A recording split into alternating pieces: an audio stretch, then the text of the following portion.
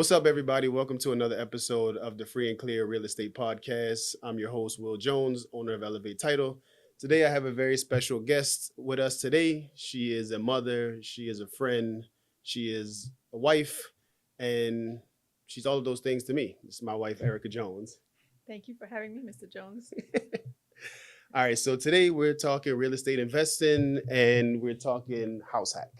Now, house hacking can mean couple different things.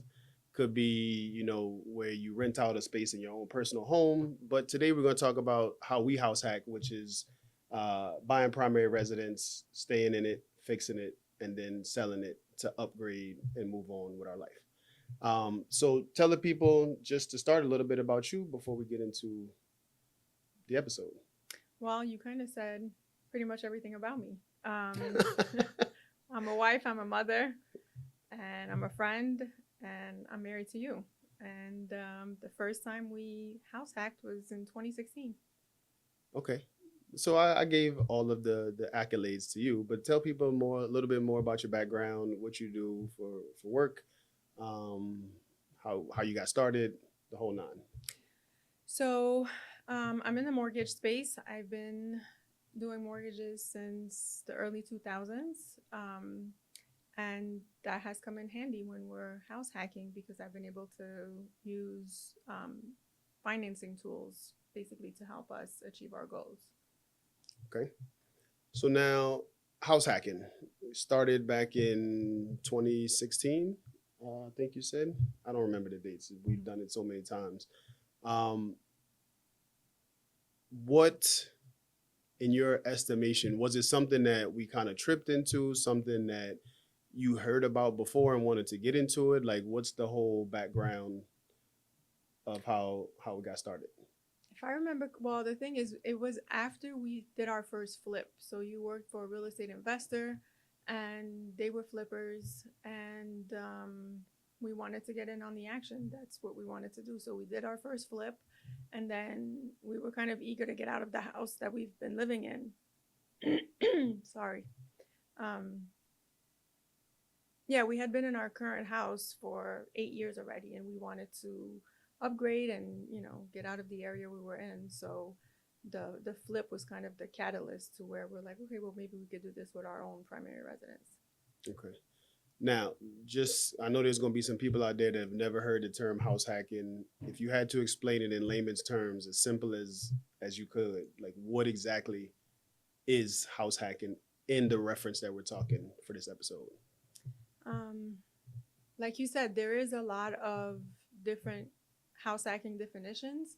The way we've done it is basically we live in our current residence, we fix it up, upgrade it, and then turn around and sell it for a profit. Take that profit and put it into a bigger, better home that, and we're building equity that way.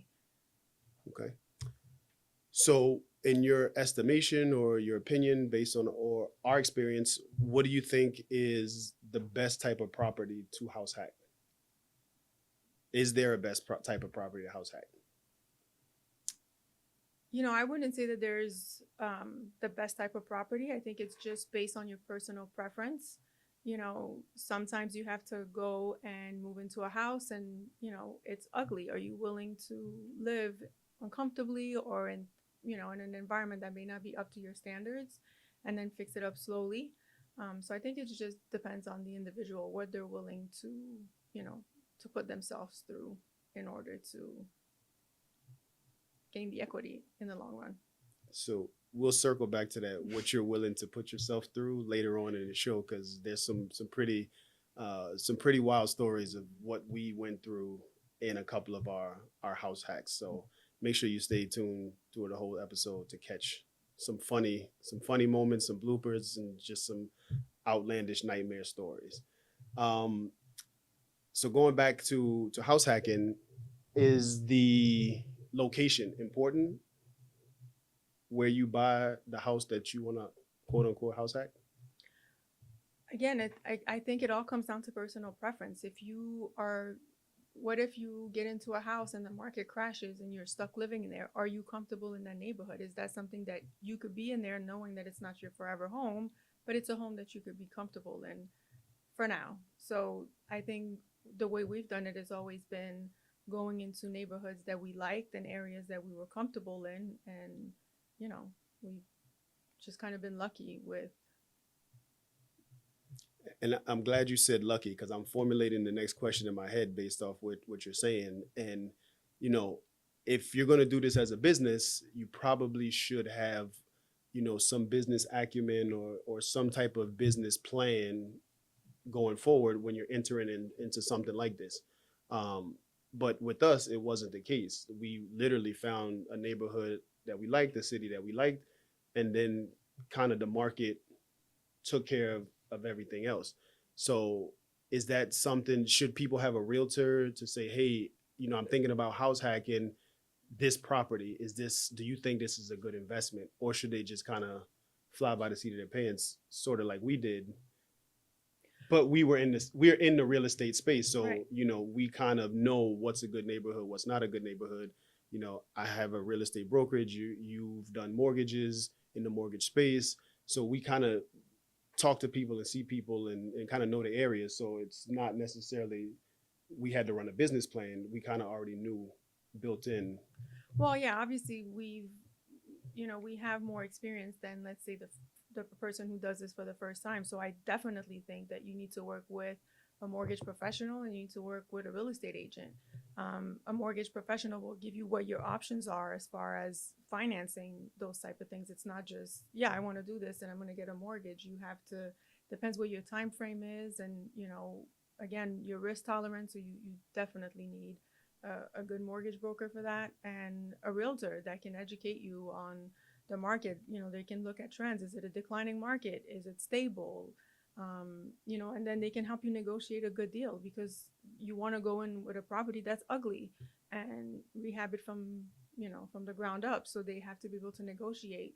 And with that comes, is the roof really old and you can't get insurance? And it's just better to have somebody in your corner that understands the market and can negotiate on your behalf. That was very in depth and profound. I like that answer. That's good. So in I don't want to say in a nutshell, but what are some of the things that house hackers or homeowners should be aware of, as far as, and I'll give you an example, contractors, holding costs, tax increases. Like, what are some of the things that are important when it comes to looking if this is feasible to house hack?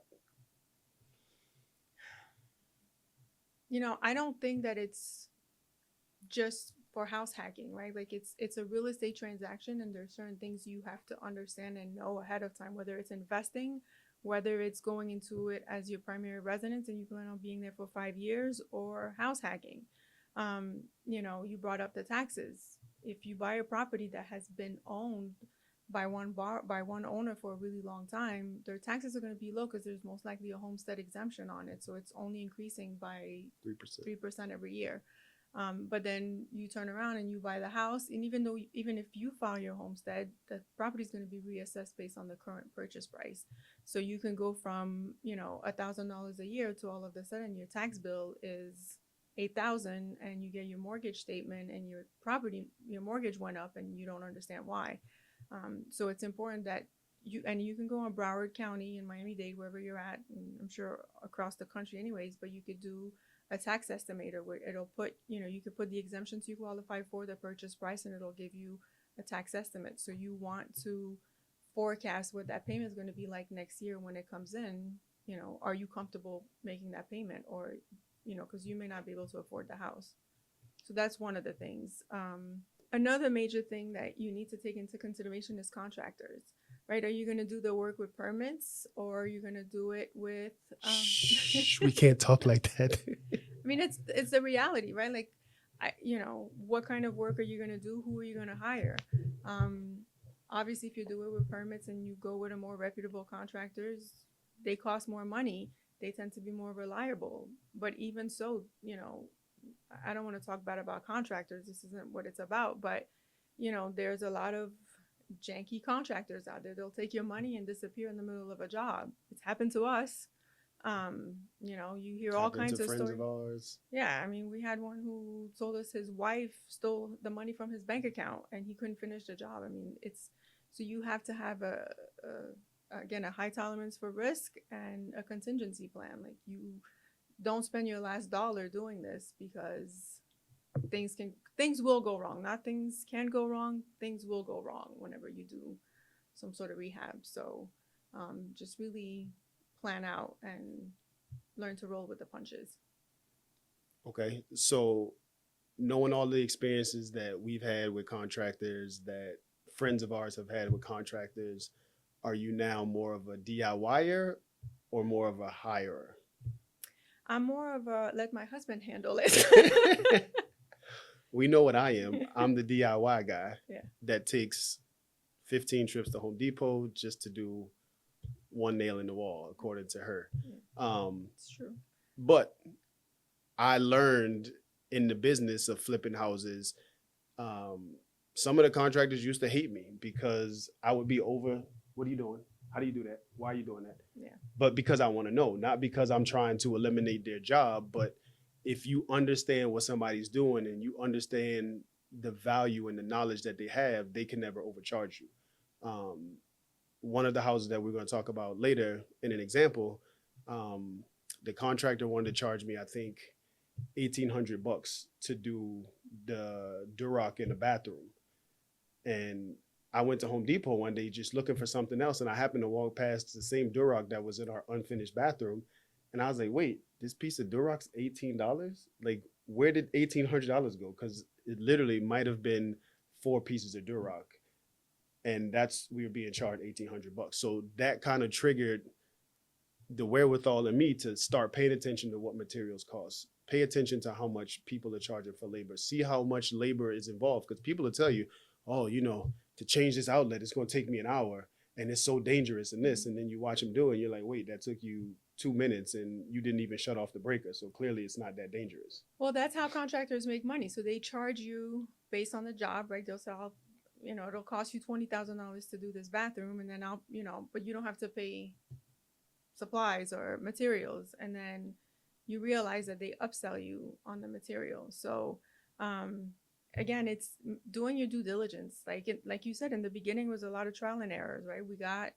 taken advantage of, but I would say to anybody wanting to do this is, don't trust anybody, double check everything, and become obsessed with learning the process and obsessed with what goes on in your house and what they're doing and how they're doing it. And I get that it's hard because, you may have a 9 to 5, but you just got to be on top of these people, and you have to learn the craft.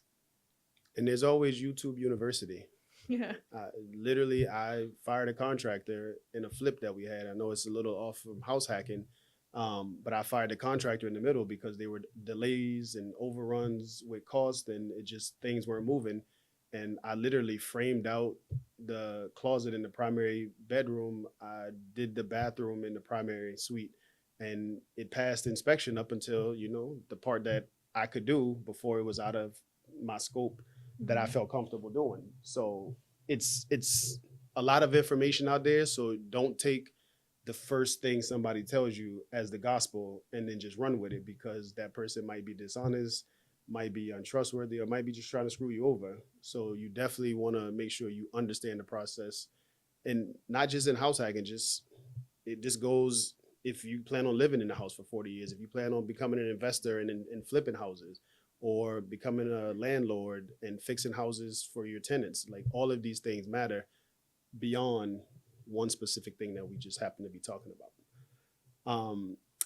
So since you're in the mortgage space, tell us a little bit about financing options or how people can finance for house hacking. So if you're really not looking to flip a property, meaning you're not going to be reselling it within the first 6 months, you can go into the property buying it as a primary residence, which means if you're a first-time home buyer, you could put 3% down, as little as 3% down, or you can buy with 5% down, which is what originally we were able to do. So it just makes it easier because you don't have to, you put your 5% down, you pay for your closing costs, and then you have your money left over for the rehab instead of putting, the entire 20% down. And now these are owner occupied loans, since obviously house hacking, you're going to owner occupy. So you don't have to worry about the non QM, DSCR, like all these crazy things that people may have heard of, but don't really know too much about. So we're talking strictly conventional FHA, In this VA. scenario, yes, that's what you should go with because your rates will be better. You don't have any prepayment penalties, and the truth is, you are going to be residing in that property at least for a year, right? Because it does take time to rehab these properties and then put them back on the market and to build equity too, right? Like it's not because you put 40,000 into the house that the next month you're gonna have $100,000 worth of equity. You have to have a little patience with it. Now, it worked out for us um, where we were able to buy a house here, house hack it by here, house hack it by here, house hack it by here. So it was a steady progression. But you guys have to remember it's all predicated on the market. So Yeah. it just so happened that we caught the market on the way up, and every time we were ready to sell, we caught the next big wave, the next big wave.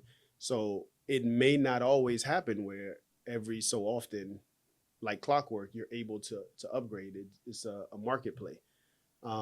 So what do you say? What's the minimum time that you would need to hold it to maximize on the benefit? I mean, I don't think that again, it depends on the market, but there's different exit strategies, right? The first house that we hacked, we ended up turning into a rental, and we had that as a rental for 3 or 4 years thereafter.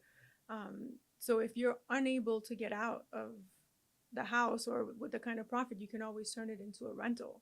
It doesn't have to necessarily be that you sell it after a certain amount of time or you're looking for a specific amount of equity. You just want to be able to turn it into a rental or sell it and take out the equity and put it somewhere else. So having said that about the whole market timing, we'll give you one little nightmare story uh, on a flip, not a house hack, but a flip that we did. I can't even tell you when it was, but it was without giving it away. Which one? The one that the trainer bought. Hollywood Hills. I was trying not to give it away, but yes, Why? Hollywood Hills.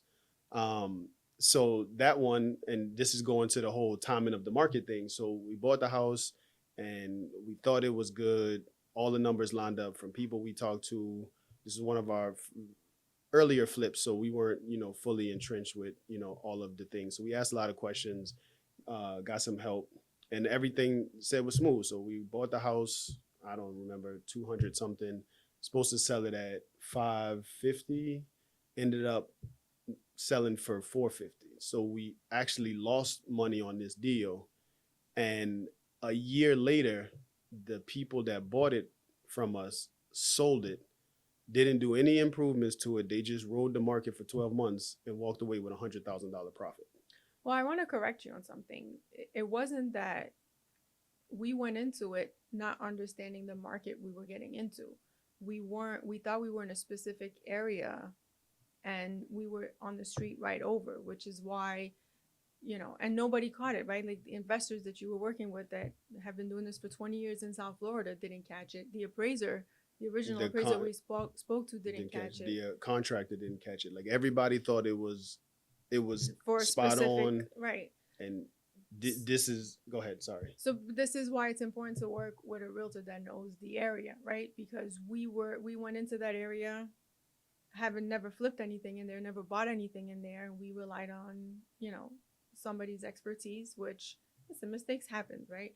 But if you want to work with a realtor that is specifically in that area, in that market, so area. you may know the general geographic area and how it moves, but sometimes within that specific area you have little pockets that have different nuanced markets and stuff like that, that you have to be aware of, because that could literally mean you house hack and you take a good profit and go to the next level, or you have to hold it as a rental, sell it at a loss, or some other type of exit strategy, just to get out of the situation that you're in.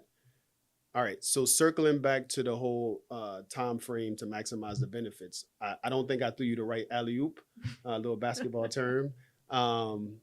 for you to catch it, what I was trying to throw to you. But I was talking about capital gains tax. Like, what are the timelines required as on a primary residence as it relates to paying capital gains tax? Because I know people out there, oh, if I sell this house and make a couple $100,000, I'm gonna have this big tax liability. And while this isn't tax advice, so you can double check this with your CPA, this is from our knowledge of the real estate industry, how these things work. Well, from my understanding and what our tax accountant has told us is that if you're in the house for 2 years, if your profit is above or below 250,000, you don't have a tax liability. And if you're married, it's 500,000. 500,000, correct. So I guess not the tricky, but the sweet spot would be that you live in the property for 2 years before you turn around and sell it and not pay capital gains. But again, talk to your tax preparers. There's ways to minimize that tax liability too. If you need somebody, call us. We'll refer you. But that's as far as we can go. It's tax advice. Okay. So what was your experience overall in all of the house hacks that we've done? Like, what was your overall experience? If you said, you know what, I love it, I do it again, I absolutely hate it, I don't want to do it again, it was okay, if it's the right house, neighborhood, like, what's your feeling? It's funny that you say that because I was telling Kelly in the office yesterday that I've got the itch. I feel like it's time to sell the house and like I need a new project. You need a new project, or you need a new project for me? Because I don't really need any new projects right now. Yeah. I just think it's time. We've been in the house for 5 years. So I think it's time to move on and do something else. So I'm not, after the last one, I said we're never moving again. The kids made us promise that we wouldn't move. If not, they were going to force us to get a divorce and they would go live with you because apparently it's always my idea to do this. It is. So I think we all had PTSD because it was a rough couple of years. When I say like you have to learn to roll with the punches, I mean that. You have to be willing to live in crazy conditions. But, time heals all wounds. So I'm not opposed to doing it again. So let's tell the viewers some of the nightmare situations that we've been in, because in a vacuum, if we were to tell people this, I don't think people would believe some of the stuff that has happened to us. So let's start with, we won't go back too far. Let's start. I mean, we can start from the beginning. Okay. Like, let's go with the first one. Okay. So it's 2016. We're finally ready to do this again. And the first thing we do is we list our house for rent because why not? So we list the house for rent. The first week on the market, we get an offer. Guy signs the lease. He's moving in July 1st. And we start looking, to buy a house. And we find a house that we love. This one is fully remodeled. We weren't even thinking about house hacking. We just wanted to have a rental property and we just wanted a new house. And property's fully remodeled. It's my Beautiful dream house. house. I love it. And we go under contract and it doesn't appraise. So the seller demands a second appraisal. We order a second appraisal. And if you know mortgages, you know that we have no control over who gets assigned to the property as far as appraisals go. We have no contact with the appraisers. There's laws and rules against it. But just our luck, the second AMC, which is the management company that hires the appraiser, I went through a completely different company than the first appraisal. And they hired the same appraiser to go back to the house. And he appraised the house for a second time at the same price. So the seller didn't want to sell us the house. He was like, you guys are trying to play me. And we lost the deal 2 weeks before we had to be out of our house. So we're stressed. Our house is packed up. We have nowhere to go. Can't find a property that we like. And you call me up at work one day. You're like, I think I found our house. And we went, we looked at it. It checked all the things that we wanted, except I hated the house. I couldn't see the vision. You have the eye for it. I'll give you that. You saw the vision. I couldn't get there. And, the goal was we were going to move in and rehab it slowly and whatever. I did my thing with the mortgage. We closed on time. We moved into the house. We went to move into the house. Yeah. And the previous owners left the little plastic shower mat in the tub. So when you took it off, there was like black mold on the tub and like all kind of nasty stuff. And then you went to the kitchen and I think you opened the stove or you looked in the sink or something. It was the And- stove. I opened the. And I you were opened it. like, I can't do this. There's no way I can do this. Nope, I'm not living like this. We're remodeling this house right now. Yeah. And we started the process of remodeling the house. Yeah, and we were gonna live through it. What was it? One of the first things that we did? Oh no, this was after we moved in. This was after the renovation was done. Yeah. So we renovated the house. No, kid- we moved in. Our stuff was everywhere. We hired a contractor. We had a planned vacation to go to California. For Sean was going to a basketball camp, and the day we left, they demoed the house. And then, of course, they're calling and they're saying, "Oh, the design that we picked is not gonna work because there's a pipe coming from the second floor down to the first, and what are we gonna do?" And we're literally FaceTiming the contractor, trying to make decisions onto what we're gonna do in that house, and it was just a very stressful time. it was stressful. So then after we had the house done, we moved in, put everything out, made the house nice. And we're going to actually show you this house in a little bit. But there was a huge concrete, like half moon step at the front, and it just took up a bunch of space and it didn't look right.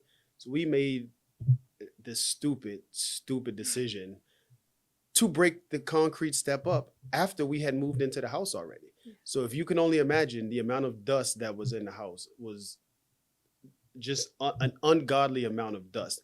And the dust cycled through the house for every bit of 6 to 9 months. No matter how many times we changed the air filter, how many air scrubbers we got, it would never stop. The cleaning lady would come on Wednesday, and 5 minutes after she left, it was dust everywhere over top of everything. Like it just snowed.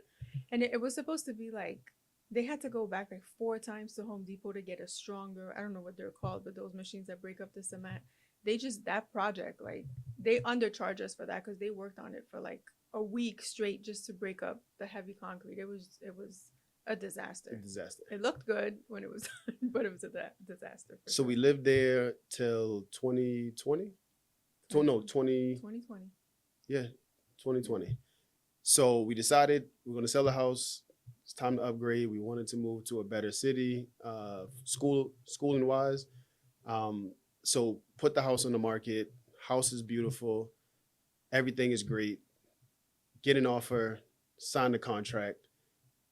Wait. So we signed the contract at 12 o'clock on a Thursday I don't know how you remember that, but because it was traumatic experience. At 1 p.m., the the cleaning cleaning lady, lady, she called me and she's like, "Hey, the water won't turn off. How do I turn off the water?" And I'm like, "Well, you just turn it off." But she wasn't specific about anything. She just said, "I can't get the water to turn off." So I was like, "Listen, I'm at work. I'm busy right now. If you can't figure it out, like I'll be home in like an hour or so. I'll stop by and I'll check it out." So then she called me back maybe an hour later. She's like, "Hey, are you still coming? I can't get the water to turn off." But she's like talking to me just like we're having a She's conversation. basically saying that the water in the tub is running, and I'm like, okay, well, it's going down the drain. Like there might be something wrong with the valve, but it's draining in the bathtub. Right. So I leave work because now she's called me twice, and I'm like, all right, let me go check this out, see what's wrong with this lady, why she can't figure out how to shut the valve off. So actually, she called me, but she wasn't at the house. She had one of her workers at the house, and the worker couldn't figure it out. And I guess maybe it was the game of telephone, and the message didn't get all the way back to me.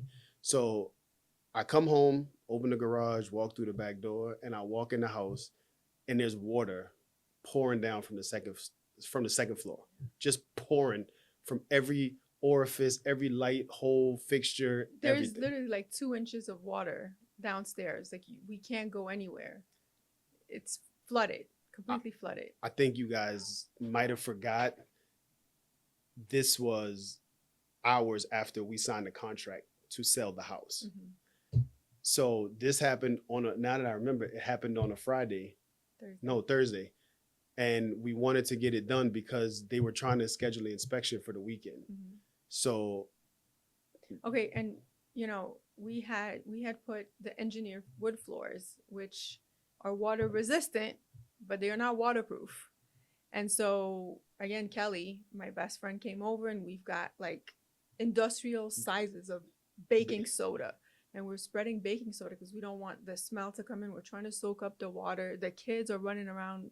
I mean, it's just a huge disaster. And then the seller's agent keeps calling saying, we want to close early. Can we get in and do an inspection? And then at that point, it's like, well, what do you say? You have to disclose, right? You're a real estate agent. You can't not disclose it. So we had to tell them there's a minor flood, we're going to replace the floors. And within a 3-day period, we had to rip up the floors upstairs and downstairs of a 3,500 square foot house and Yep. do it up. So we started the work Friday night. The contractors came in, ripped out the entire ceiling in the kitchen, Oh yeah, we had to redo the ceilings. because ceiling of in the water. kitchen. We had to tear up all, I would say probably about 70% of the floor on the first floor. Yeah. The flooring that we used was out of stock, so we couldn't get more. So we had to find a similar color floor, similar pattern that could match what was already in the floor, or we would have had to pull up the entire first floor and redo it all over again. So it was a nightmare. Yeah. It was a nightmare.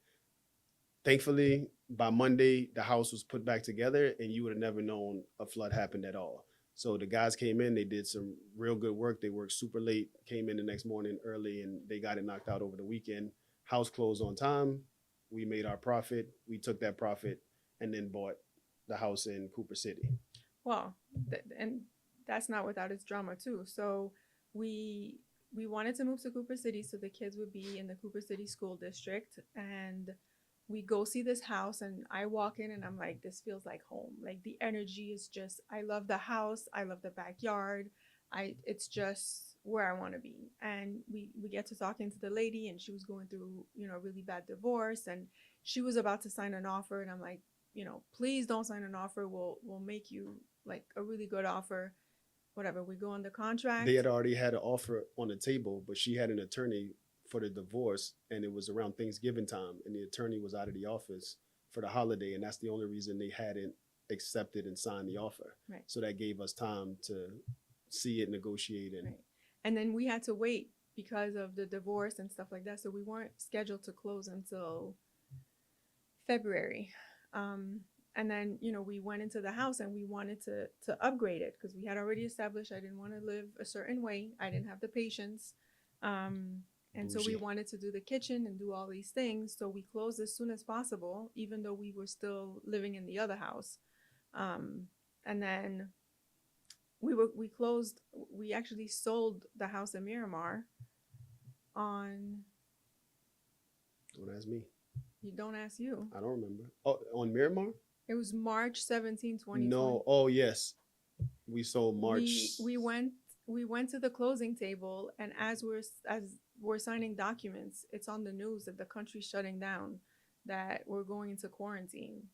And so, But before that, we had closed on the new house February 14th. right, so we were in the middle of doing work on the house in Cooper City, but we had to move into Cooper City, and the country went into shutdown. So the contractors didn't want to show up, didn't want to work, and Mind you, we gutted the house on February 15th after we closed in preparation for the renovation, not knowing the country was shut down. So when the country shut down a month later, literally we had nothing in the house. There was no kitchen. There was only one bathroom, no stove, no dining room. There was absolutely nothing in the house.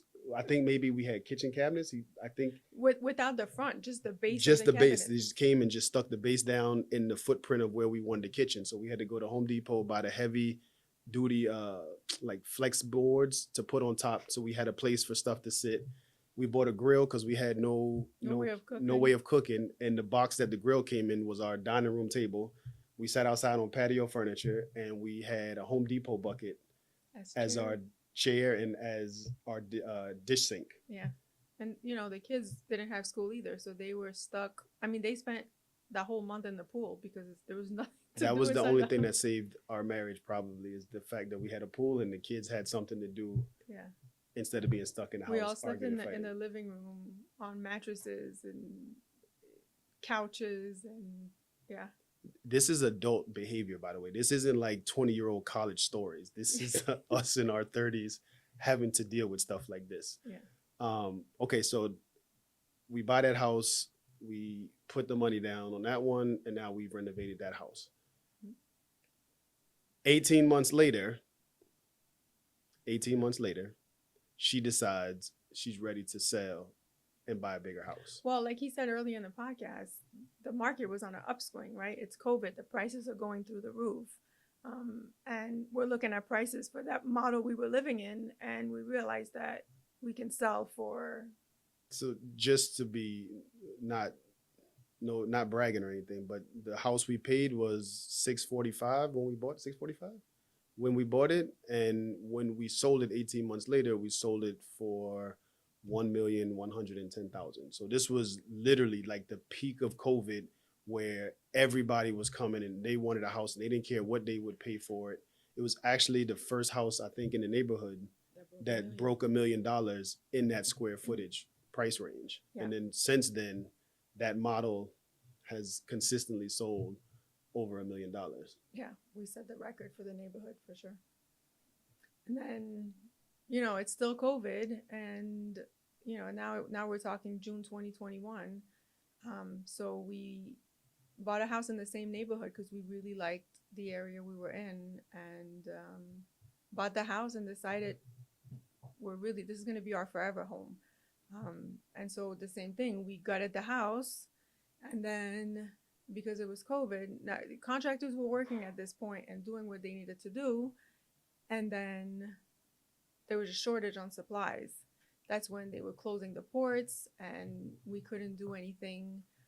So we had all kinds of contractor issues, and the price of construction went up, and that was another fun disaster. We ended up having to live in a hotel for 3 months. With the dog and 2 kids that started school. Yeah. I think Sean was 8th grade or ninth? No, 9th grade. He started. 9th grade. He started high school from a hotel. Yeah. And we lived in there 3 months. And then we eventually moved out of the hotel. We went to go stay at a friend of yours, stay at your friend's house. And then it wasn't moving fast enough. So I decided I'm going to go help the contractor. So I would go work during the day in the office and then go home and work all night till 3-4 o'clock in the morning in the house. And I was literally sleeping on a couch cushion with a blanket on a dusty floor with just wood, and that's it. So yeah, those are some of the nightmare stories. That sum it up? That's it? Yeah, I think that's I guess enough nightmares of our house hacking experience. What are, obviously we just talked about some of the drawbacks, some of your most memorable moments of us house hacking?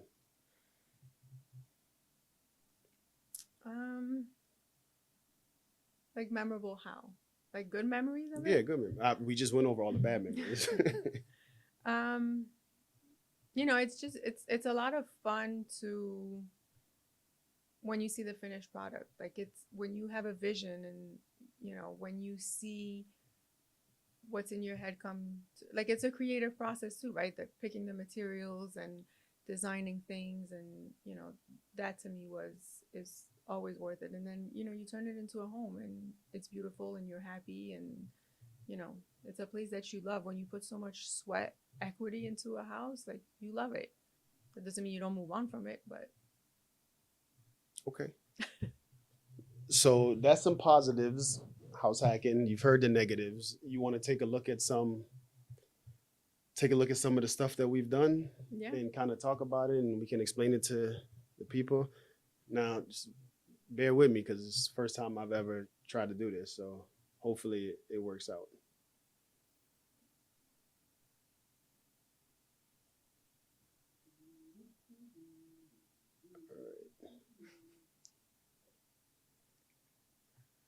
So you want to start in Miramar?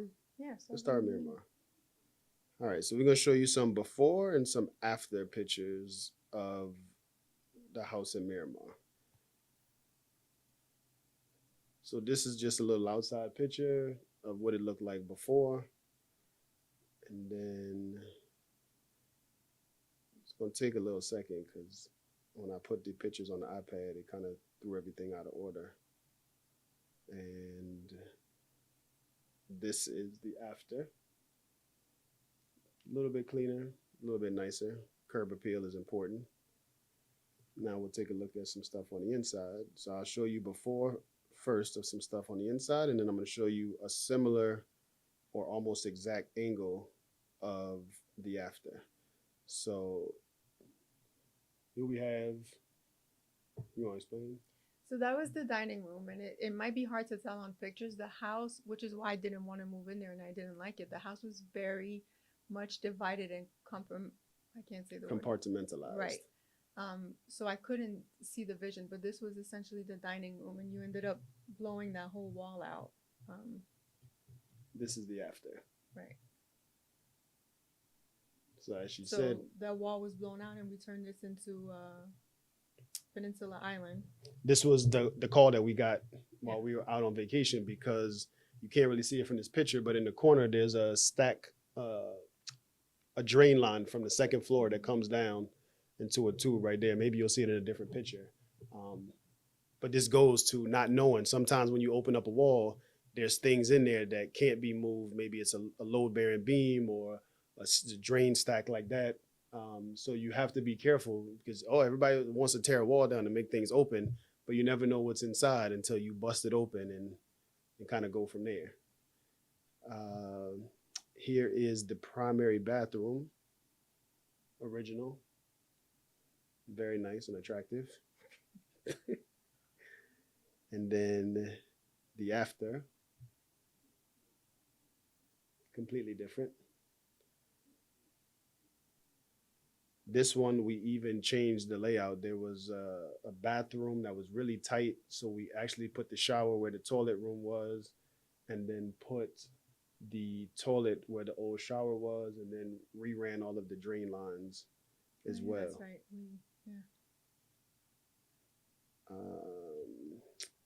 Here's another picture. So where the shower is right here, that used to be the toilet room, and where the door is, you would literally be sitting on the toilet here and try to open the door and it hit you in the knee. And then there was a closet behind the door. So if you needed a towel, you would have to go in the bathroom, shut the door, get the towel, close the closet, walk to the toilet, open the door just to leave. So it wasn't functional. But this is kind of what it looks like at the end. And those are like little things that you can do when you're rehabbing properties. Like, it's not because it's laid out a certain way. It's not a lot of money. People think it's a lot of money to change things up, right? We already had the drain from the water, so it was minimal work. It wasn't expensive to just reconfigure the bathroom. It's some drywall and some Durock. So those are things that people can do that just makes the house more functional for a small cost. Here's the living room when you first walk in the house. And then that's the before, and this is the after. So you want to tell them about The step. Yeah. So I'll show you the step we were talking about. This huge monstrosity of a step right here, that's all the concrete that we broke up, and literally probably broke it up a straight line across there. And you can see in this picture how much smaller it is. So it's just that, and then one little step right there.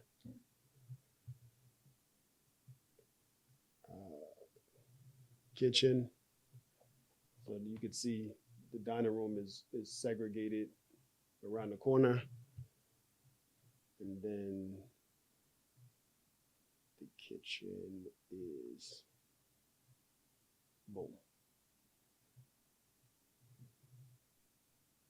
So we do good work. If anybody DM us, we can give you advice, tips, designs. All right, let's see what else. Here goes a picture of the bathroom that our kids had. Very simple, traditional. And then this is what it looked like after. I'm going to shout out State Farm on this one because they actually paid us out on the insurance claim for the leak in the other bathroom, and we had enough money left over after we renovated the primary to go ahead and upgrade this one as well. So That was a different leak, not the big one. We had a leak in the other bathroom. no, that was the big one. Why was it? Yes, that was the big one. They didn't want to. They wanted. Remember, they wanted to fix it for us, and I didn't Well, want their people. we went on the contract and the property flooded. That was already done. This was, remember we had the plastic bag worms going up. There was a leak in the bathroom upstairs, and they covered it. You're the don't one remember that's wrong. Okay, maybe I'm wrong. So let's edit all that out. Oh, we can keep the banter. It doesn't matter to me. I don't mind being wrong. But whatever the case is upgraded. Okay. Do we need to show the primary? It's very important to understand what your goals are, because a lot of people will go and spend money on stuff that doesn't bring them value. You know, buying a chandelier that you like because it's just so beautiful and you have to have it is great for you, but it's not going to add value to the house. So when you're house hacking, you want to make smart renovations that are going to give you the equity and the value as the market increases, instead of wasting money on stuff that's not going to bring you any value. Yeah, and you want to have mass appeal, right? You don't want to have a house that is so designed to your own personal liking that only one or two buyers are going to be interested in buying it after. You have to be kind of mindful of putting kind of a blank canvas so that somebody can walk in there and see themselves and their stuff in the room. This is one of the guest bathrooms before, and then this is what it looked like after. So just making everything clean, making everything modern. You don't see, pink and purple. Like most of the colors and the stuff that we do comes from accents, towels, pillows, draperies, stuff like that. Whereas one thing that makes a huge difference too is just the door handles, right? Like that doesn't cost a lot of money, and you don't have to change out the whole door. You could just paint it and you just put new hardware on it that looks more modern. And you know, this was before we got into changing doors. Yeah. That's a whole nother episode of podcast. All right, so that's pretty much, I mean, there's some bedroom stuff I can show, but it doesn't really, it's just paint, changing the floor, so it's not really going to tell you much. So now we'll go on to 2765, the house in Cooper City.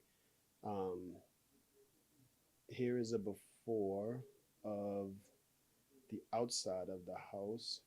And this isn't really much house hacking, but you can see there's certain details. Like you see the overgrowth of bushes at the front of the door, and this is kind of overgrown and not necessarily aesthetic.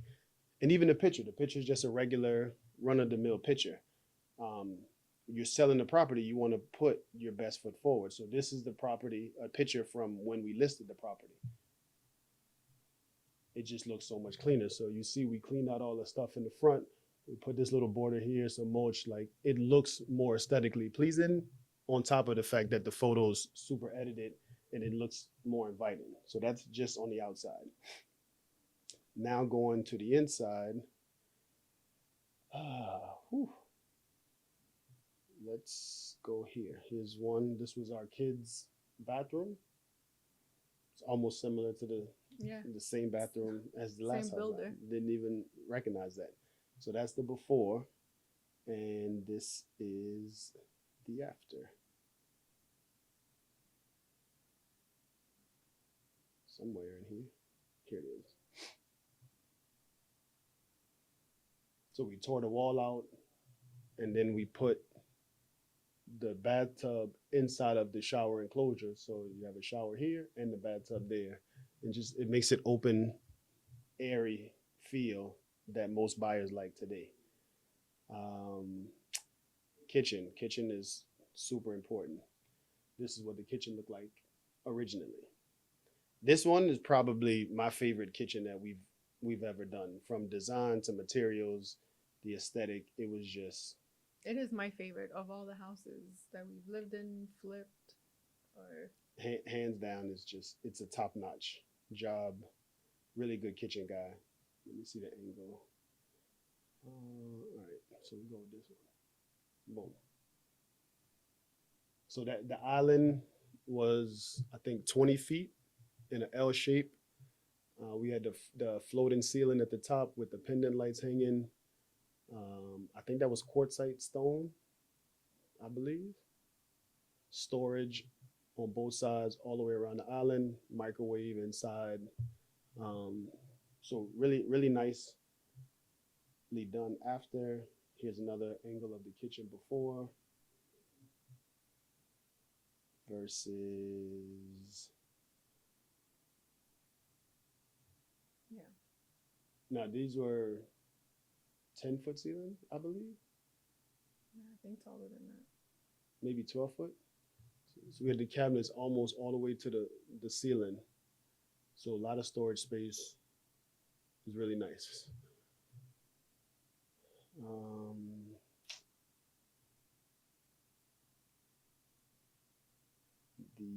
That was my favorite house.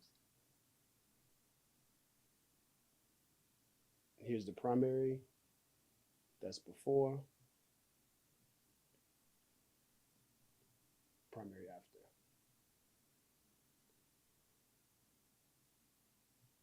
Here's another view of the kitchen after.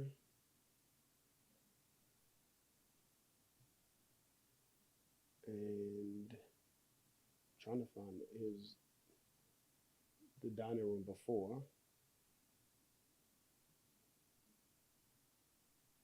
And the dining room after. So in that house, we didn't do a lot of reconfiguring of the house. It was just really a lot of the materials that we picked and kind of just resurfacing the house. Here is the primary. Standard. And this is what it turned out to be. Very luxurious spa-like. I'll show you a couple more. That's another angle of it. I've actually seen other realtors post on social media pictures of this house and how well it was designed. Some like almost like they had something to do with it. Here's yes. This is probably my favorite room. This is the guest bathroom before, and then that's the after. I think this was one of the first ones we did with the single floor that ran from the floor into the shower as one solid piece. You don't have one from the MLS listing? That's where this came from, I think. And then maybe. So now there's some stuff that we did that we added value to the house, and not necessarily from a standpoint of monetarily value, but just value as, oh, I think a new buyer would like something like this, like an added feature. So in this house, I didn't have a picture of it, but in this house, we turned one of the garages into a movie theater. Mm-hmm. So that's an added feature. We also did a custom closet. In this one was actually, so this one was, I'm sure you guys have seen where the primary bedroom, you walk down the hall and on the right side, there's one closet, on the left side, there's another one. So what we did was we moved the door to the right side, opened it up, and made one big closet on one side and one smaller section on the other side. That's what it looks like front on. I will say doing a master closet with California Kitchen just makes California closets. Yeah, it just makes the world of a difference. Buyers just love, like if you want to sell a house to a woman, you have a beautiful closet and they walk in there and they all of a sudden they can see themselves in the property. And then this is my guilty obsession, but we added this into the loft. It's a little sneaker closet. 1806.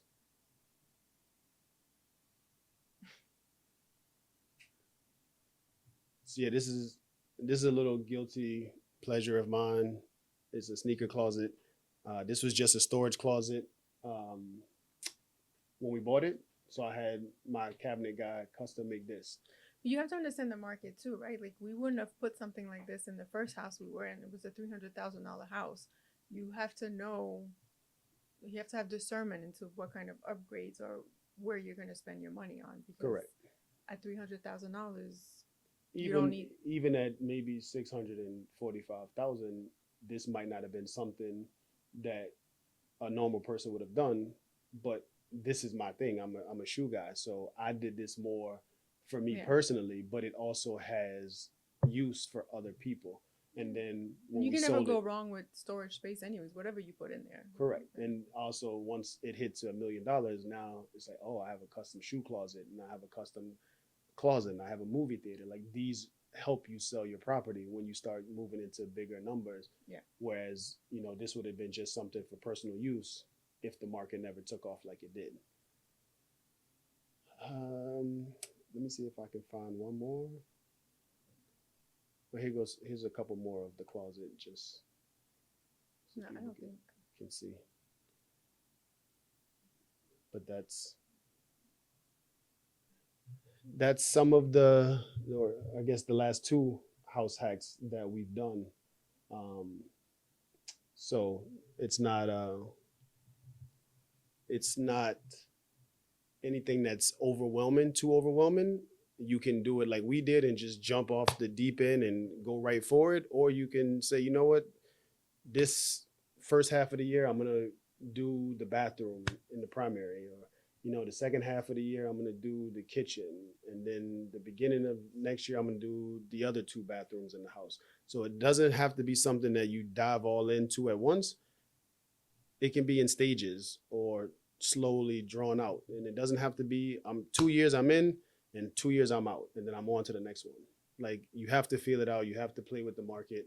It's not a one size fits all kind of Yeah. thing. If there was 3 pieces of advice that you wanted listeners and viewers to get from this, that are your most important tips, what would they be? The first one is get a good realtor. That's number one.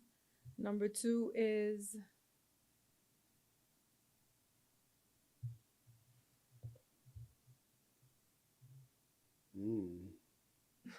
It's hard to narrow it down to 3. yeah.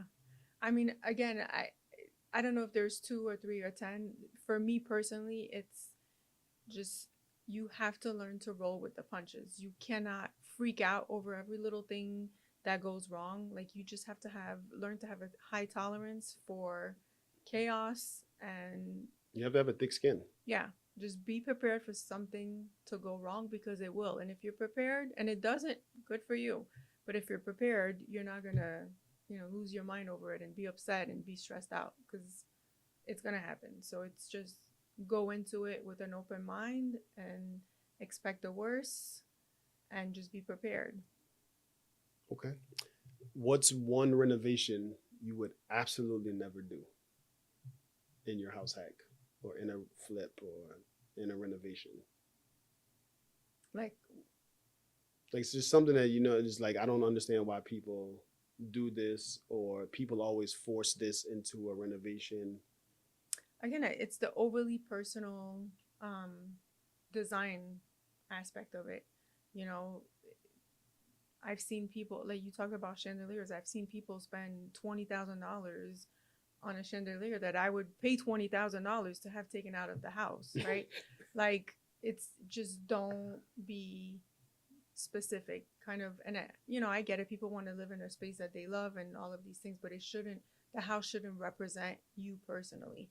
Now your pillows and your accents and all of these things absolutely can be reflective of who you are and what you like, but cabinet doors and flooring and just kind of be neutral. And just my biggest pet peeve is people who do the fake marble look and they don't take the time to match the veins on the walls. Like, that to me just screams sloppy work. Make your contractor sit there and write what number of tiles should go where, so that the lines in the tile matches when we did our current bathroom right now, the contractor and myself, we lay, and these tiles are what, 5 feet tall by 3 feet wide. They're huge tiles, and we're sitting there like a puzzle, and we're laying it out. Okay, this one doesn't match. Let's put this one over here. Yeah. Can you imagine lifting up a 50-pound tile and just moving it all over your house, trying to put the piece of a puzzle together before you start sticking it up on the wall? But those are the attention to details that will make the house or break the house, right? Mhm. It looks like it's well made and done right versus it looks cheap and rushed. So again, it doesn't cost you more. The material is the same. It's just how are you placing it. So I would say that's my biggest pet peeve. What's your estimation, the number one renovation, if you're going to house hack, that people should do?